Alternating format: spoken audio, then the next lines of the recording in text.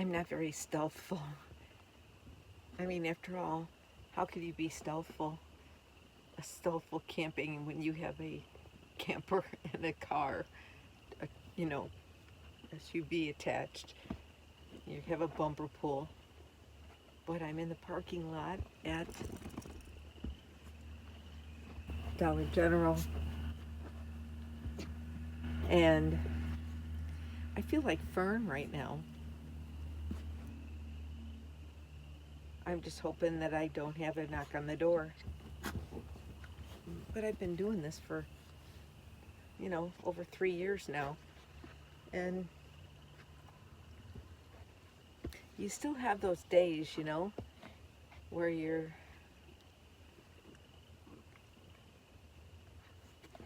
alone, but not necessarily lonely. But you feel that you're alone out here. So you got to be prepared, like Schwenky says. You got to have a spare tire.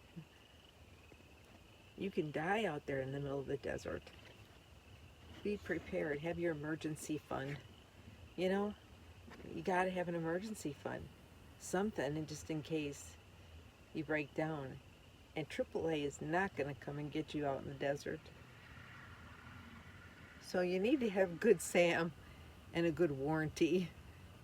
I took out an extended warranty, and I have AAA towing, but I also have Michelin roadside towing because I have Michelin tires on my truck. So it's kind of like you got to have a backup for your backup. But it's going on 10 o'clock, and this store is closing, and I'm hoping that they're not going to say anything and they're going to let me sleep here, because the repair shop is right down the street, only 3 minutes. And I'm going to go have Jack's people from the Interstate Repair. I can't say enough about that place, because they really helped me out last time. And thank God I did have a warranty, because if I didn't, it would have been $900 the second time, and $900 the first time. And instead of costing me $1,800, it cost me $200, because each time I broke down, it was a $100 deductible.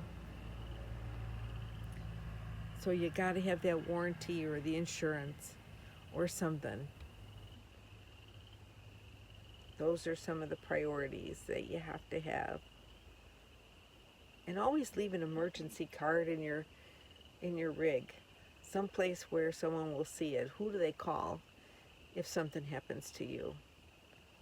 I have one, and I even have it listed who's going to take care of my dog, because I have a dog. Like in the movie, that poor dog, and we've seen it as nomads. We've seen it happen where something happens to the traveler, and their pets are left behind. Someone needs to take care of them,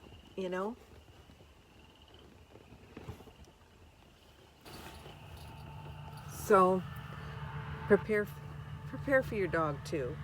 Provide for your dog or your cat, your pet, your bird,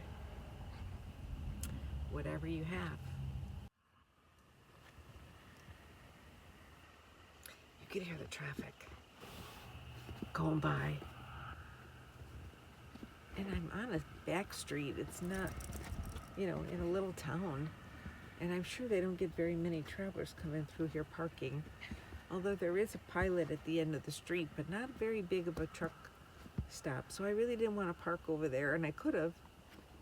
And that's what they recommended from the shop, because his parking lot was full this time. Where last time I stayed in his parking lot, and I was so grateful.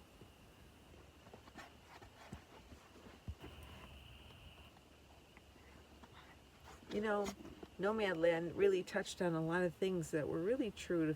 It's really true if you're out here by yourself, I know a lot of family travelers, people who travel, in a group, the tribe. But when you go off on your own, because sometimes you just need to go off on your own,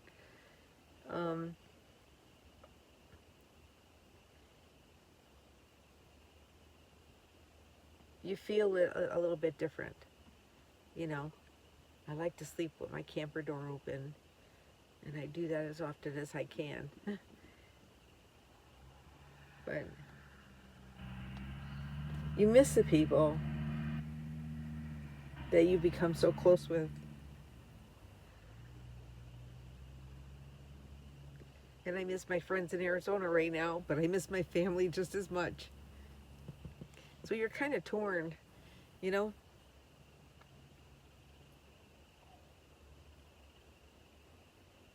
And once you have this lifestyle, I think it's kind of hard to go back to being stationary in one place, because you feel like your heart belongs in so many places with all those memories.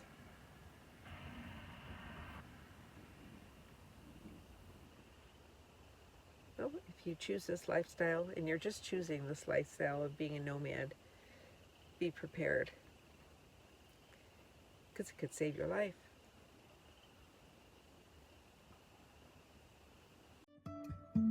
Even if I'm falling down, I will keep on searching for my highs.